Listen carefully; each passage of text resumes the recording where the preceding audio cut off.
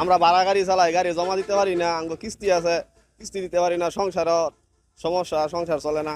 এই গ্যাস এই রুমের প্রায় 1 মাস হয়ে যাইতেছে এই সমস্যা।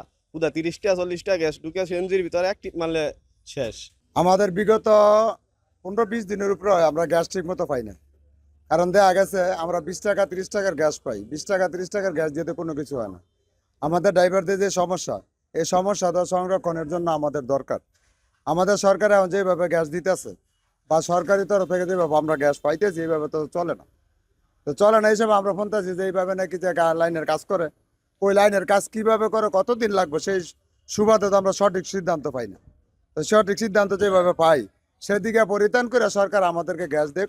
ভাই বিশৃঙ্খলা হয়ে যায়, কিস্তি মিস্তি আছে, গ্যাসের লাগা ভাই গাড়ি চালাইতে পারি না, ঘরের ফ্যামিলির ভিতরে কাজা কালাঙ্গার হইতেছে। এমন মনে করেন ঘরে রান্নার গ্যাস থাকে না, গাড়ি চালানো গ্যাস থাকে না, এই সমস্যায় ভাই আমরা আছি।